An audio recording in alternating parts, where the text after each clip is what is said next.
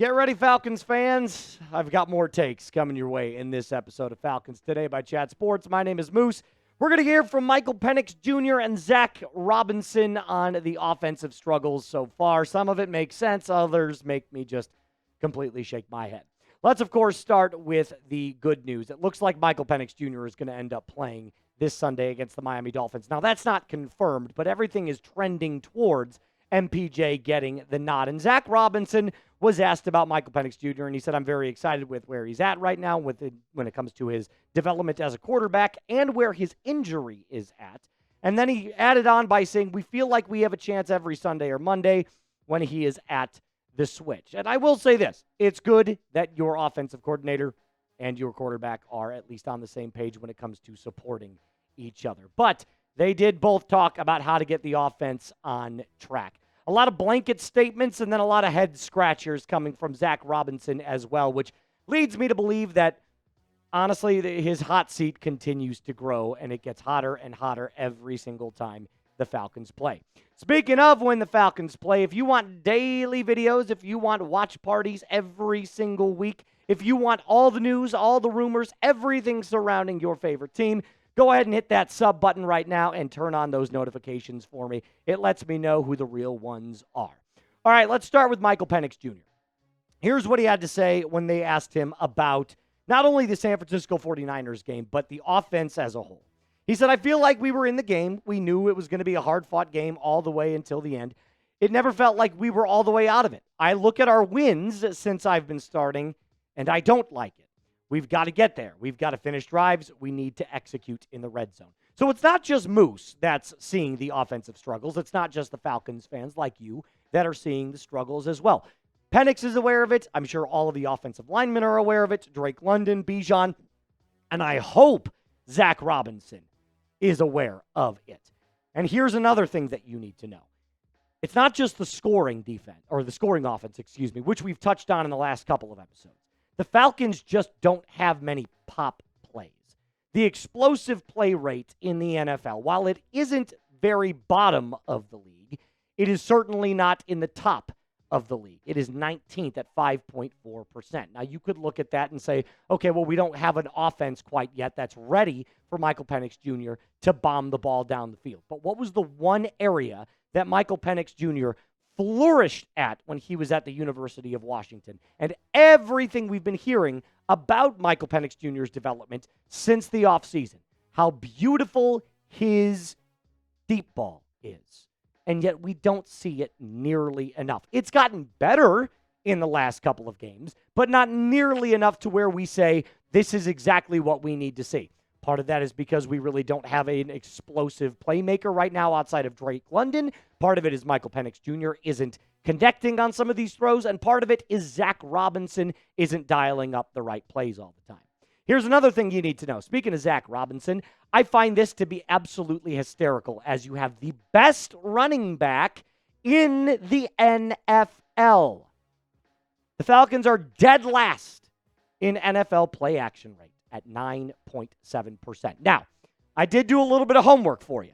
So in case you're wondering, Moose, what does that have to do with success? How does that translate to success for an NFL offense? Go ahead and take a look real quick at the top 5 teams in the NFL that use play action the most. The Rams come in at number 1, Colts, Cowboys, Broncos, Bears. I'm going to let you just sit on this graphic for 1 second as you mull it over, because I've got a lot to say. Do you notice anything similar to all 5 of these teams? They either A, have a really good record, B, are a really good offense, or C, you mesh the two of them together. So what do all of those teams have in common? They are pushing the ball down the field and are scoring points because they utilize the play action more than other teams, period. And Zack Robinson still thinks this pistol offense and this wonky-ass play-action style, which, believe it or not, I tried to capture in a screenshot for you from the 49ers game. I just want you to take a quick little look at something for me. Here's a play-action play that quite literally doesn't look like a play-action play. In the exact seconds before Penix turns his shoulder, He doesn't even fake the handoff to Bijan Robinson. Now, that's not a Penix thing. That is a play design thing. They're going through the motions on play action. There's no fake handoff. Penix just kind of like flips his body around. And all of a sudden, that edge rusher that you see up the middle, that linebacker right there, finds a wide open hole and pressures Michael Penix Jr. This play results in an incompletion. Here's my ultimate feeling about this. Thank God the Miami Dolphins suck. Because if you were to do that against one of the best defenses in the NFL, if you did that against the Denver Broncos, if you did that against the Minnesota, well, you played the Minnesota Vikings and you beat them.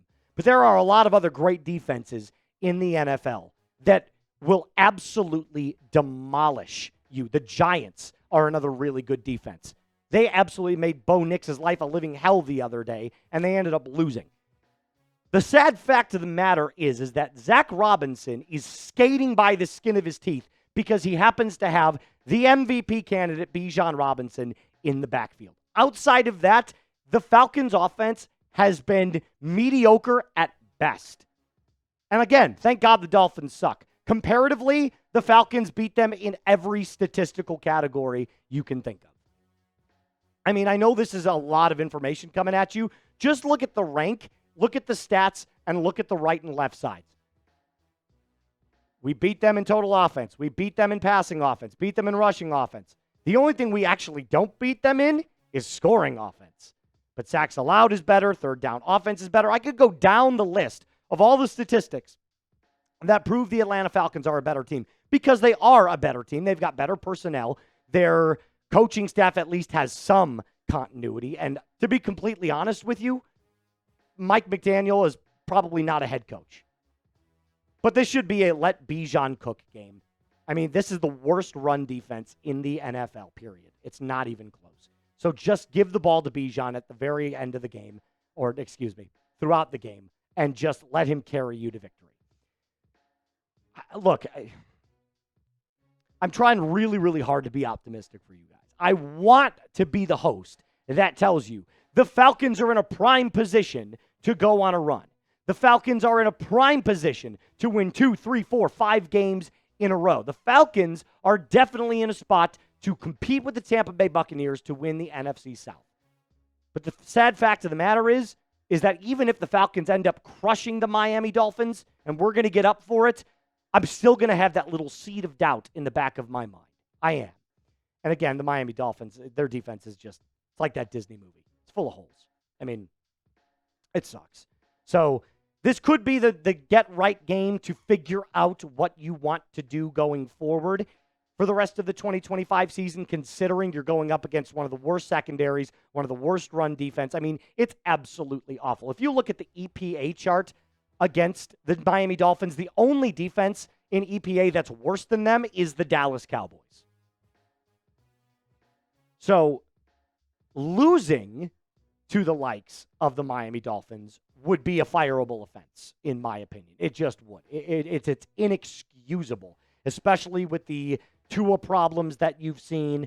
I mean, you name the issues, the Dolphins have it. So as much as I want to be the guy that says, we've got this in the bag, it's the start of a good, winning streak, we should be pumped up, part of me is like, do what you need to do, make the adjustments you need to make, and get the W. That's what we should be concerned about. So who you got? Obviously, I've got the Falcons. They're a better team. They should win this game. So I'm typing my ATLs. But get down in the comment section down below and let me know what you think. And if you are a Dolphins fan that happens to think the Dolphins can win, type your MIAs down in the chat. Now, coming up, Zack Robinson spoke out, but he really didn't say anything. And this is where I'm even more concerned about the state of the offense for the remainder of the season, because Zack Robinson got very defensive with the Falcons media members, and we're going to talk about it. Now, before I do that, got to tell you about our friends over at PrizePicks. You and I make decisions every single day, but on PrizePicks, being right can actually get you paid. You don't want to miss any of the excitement this football season on PrizePicks, where it is good to be right. PrizePicks is now the only app that offers stacks, meaning you can pick the same player up to 3 times in the same lineup. You want to pick them more on Michael Penix Jr.'s passing yards, rushing yards, and touchdowns? You can now do that in the exact same lineup, only on PrizePicks. Believe it or not, I made a lineup for you. It's very simple. I kept it NFL generic to stay away from the Falcons because the last time I bet them, I got absolutely smoked. But this is what mine looks like. Carson Wentz tonight, less on the passing yards. Jalen Hurts, more on the passing yards and a half. And then Jamar Chase, we all know what he's capable of. He's an unbelievable wide receiver talent. I'm taking the more on touchdowns for him as well.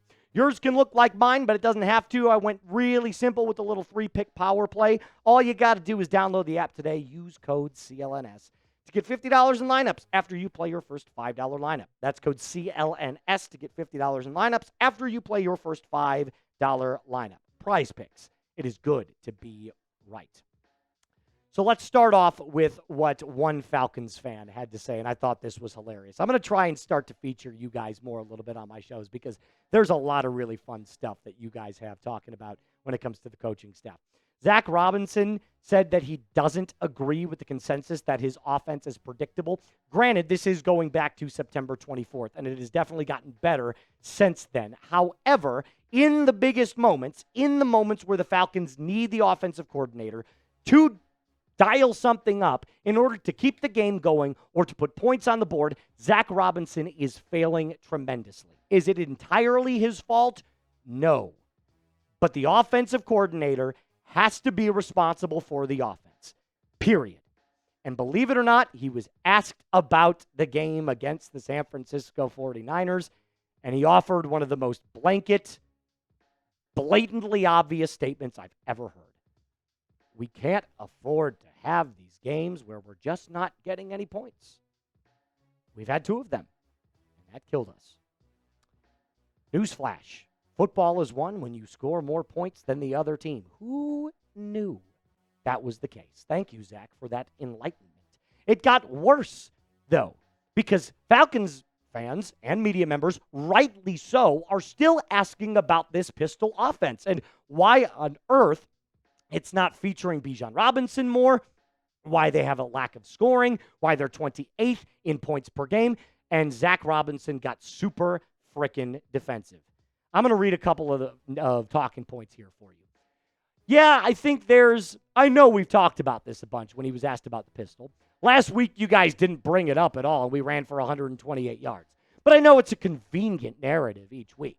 The back starts in the exact same location underneath the center or the pistol, and the pistol. So we just know that there. Again, it's nothing different. Obviously, our run game has so many different snap points and things that we activate with some of our tight ends, some of our receivers.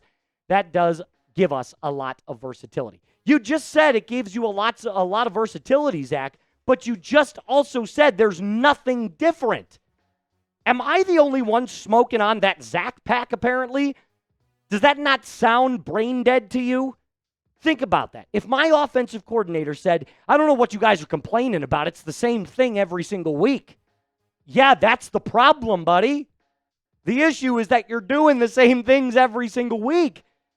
The definition of insanity is doing the same thing over and over again, expecting a different result. And that might work against some really bad defenses, a.k.a. the Buffalo Bills, who have a terrible run defense, the Miami Dolphins, who have a terrible run defense. You can do this against the shit teams of the NFL. You will not be able to do it against the Tampa Bay Buccaneers. You will not be able to do it against the Kansas City Chiefs. You won't be able to do it against the Rams or any top defense that you will end up facing as you go down the playoff stretch. But remember, this isn't just a Moose thing. The stats back what I'm saying up. Because remember, the Falcons entered Sunday Night Football at second in total offense in yards in the NFL. They are now a bottom 5 scoring offense at 18.3 points per game. That's worse than the Bengals, the Dolphins, and the Jets. Jets are 0-7, by the way. So, just a quick little sidebar there for you is that I'm not the one that's creating this false narrative against Zack Robinson. The numbers are backing up what I'm saying. And like I said, I gave him credit where credit was due. I said, moving down to the field clearly solved some of your issues. It has not solved all of them. There's still a lot of things going on, and the fact that you're getting defensive at the microphone just shows me that you're not willing to adjust for this team. So before I take off today, how hot is Zack Robinson's hot seat? Scale it 1 to 5. 1 being like it's not hot at all. 5, like I literally just lit a fire underneath. I'm going to give you my answer right after this little YouTube ad break that you're going to get. So make sure you get down to the comment section down below. It's a 4 for me right now.